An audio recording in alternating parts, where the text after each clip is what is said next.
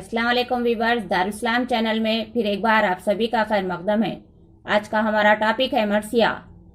मरसिया अरबी ज़बान के लफ्ज़ रसा से मुश्तक़ है, जिसके माने मरने वाले पर रोने या बीन व बका करने के है।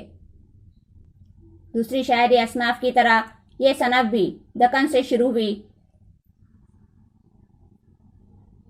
दक्कन में उर्दू मरसिए गज़ल और मसनवी के अंदाज में लिखे। वली दक्कनी ने मसनवी की शक्ल में एक मरसिया लिखा और वाक़यात करबला नज़म किए। इस्माइल अमरोही ने मसनवी की शक्ल में वफ़ातनामा बीबी फातिमा के उन्वान से मरसिया लिखा। मीर ज़मीर मरसिया निगारी के मैदान में सबसे आगे नजर आते हैं। मरसिए के ज़्यादातर अज़्ज़ाए तरकीबी का सहरा मीर ज़मीर ही के सर जाता है।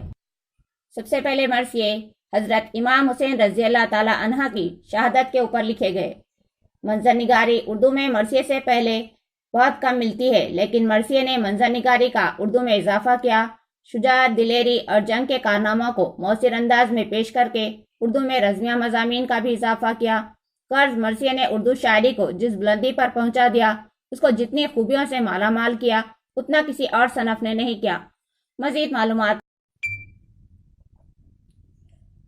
मरसिया अरबी लफ्ज़ रसा से मुश्तक़ लफ्ज़ मरसिया शायरी की एक मौज़ूआती सनफ है। रसा के माने मरने वाले पर रोने या बीन व बका करने के है। बीन व बका का मतलब है कि मरने वाले के औसाफ बयान करते हुए, यानी उनकी अच्छाई बयान करते हुए रोते हैं, उसे बीन व बका कहते हैं। ऐसी शायरी जिसमें किसी के मरने पर अफसोस किया जाए और मरने वाले के मुहासिन बयान किए जाए तो उसे मरसिया कहते हैं। मुहासिन यानी कि अच्छाइयाँ। उर्दू ज़बान में तवील अरसे तक हज़रत इमाम हुसैन की शहादत और वाक़यात करबला बयान करके मरसिए लिखे गए। मरसिया ऐसी शायरी को कहा जाता है जिसमें मरने वाले पर अफसुर्दगी ज़ाहिर करते हुए उसकी अच्छाइयाँ बयान की जाएं। गर्ज मरसिए की शायरी मरहूम लोगों पर शायर के जज्बात और एहसासात की नुमाइंदगी करती है।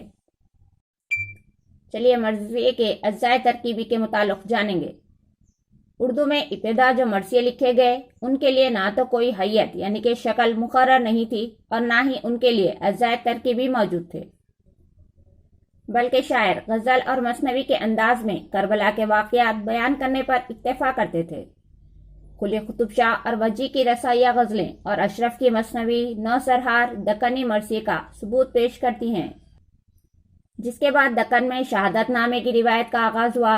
जब मरसिया दिल्ली पहुंचा तो सबसे पहले सौद ने मरसिए के लिए मुसद्दस की हैयत को ज़रूरी समझा। मुसद्दस यानी कि वो नज़्म जिसके हर बंद में 6 मिसरे होते हैं, और लखनऊ में इसके अज़्ज़ाए तरकीबी मदून किए गए, जिनके मुताबिक उर्दू मरसिया 8 अज़्ज़ा पर मुश्तमिल होता है। नंबर 1 है चेहरा, नंबर 2 है सरापा, नंबर 3 है रुखसती, नंबर 4 रजस, नंबर 5 जंग, नंबर 6 शहादत, नंबर 7 बीन व बका, नंबर 8 दुआ। मरसिया कुछ इस अंदाज में लिखा जाता है।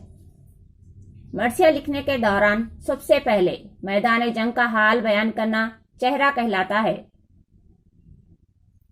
जिसके बाद जंग के मैदान में आने वाले शख्स, उसके घोड़े और तलवार का सरतापा जायजा सरापा कहलाता है।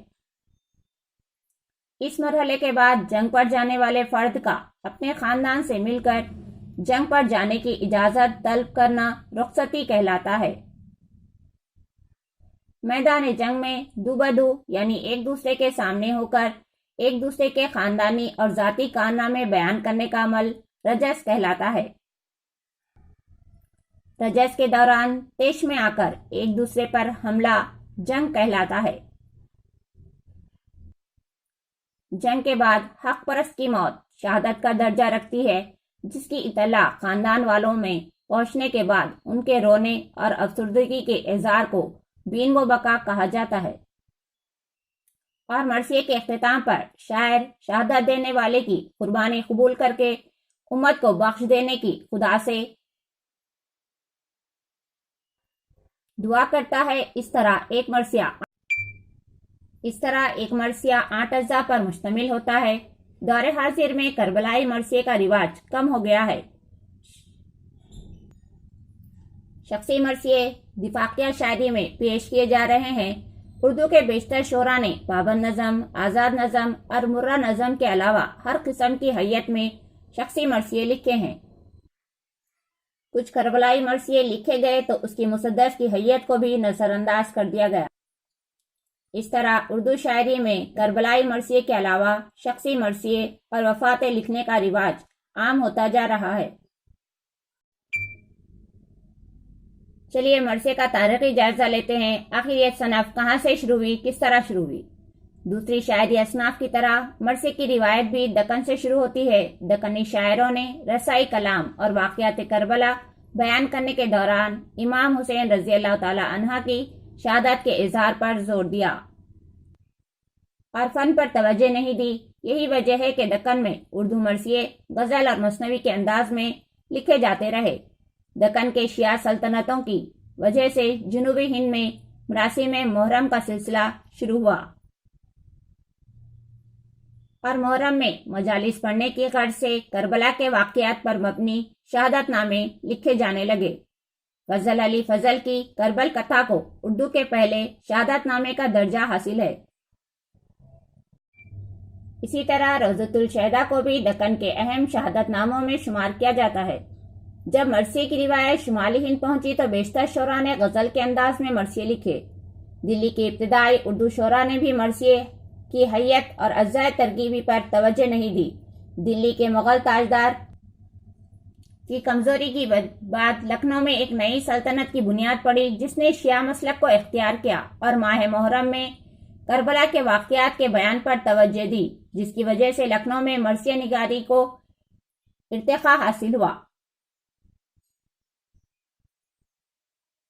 مصدس کی حیت میں میر مستحسن خلیق، میر بابر علی انیس، مرزا دبیر جیسے شعراء نے لکھنئی مرثیے میں نہ صرف ڈرامائی عناصر کو شامل کیا بلکہ ہندوستانی رسم و رواج کے اثر کو بھی مرثیے میں شامل کیا۔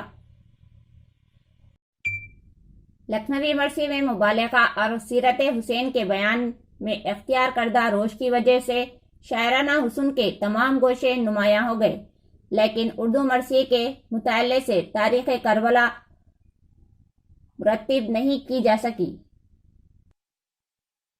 اس کی سب سے بڑی وجہ یہی ہے کہ لکھنوی شعراء نے اردو مرثیے کو زبان و بیان کے عمدہ محاسن سے اس قدر مالا مال کر دیا کہ مرثیے کو اردو شاعری اور ادب کے مؤثر اظہار کا درجہ حاصل ہو گیا۔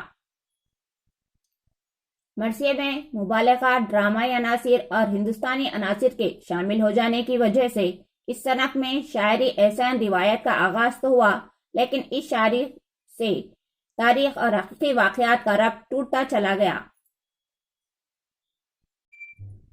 جس کی وجہ سے مرثیے میں بہترین احساسات، جذبات کے مکالمے جات کا اظہار تو دکھائی دیتا ہے اور اس اظہار میں تاثیر اور شدت کی اس قدر کثرت ہے کہ شاعری اظہار کا موقع بن جاتی ہے۔ یہی وجہ ہے کہ اردو مرثیے میں صنف شاعری کے رزمی عناصر، ایپک پوئٹری کا دخل ہوتا ہے۔ اردو مرثیہ دوسری زبانوں کے رسائی ادب الجی سے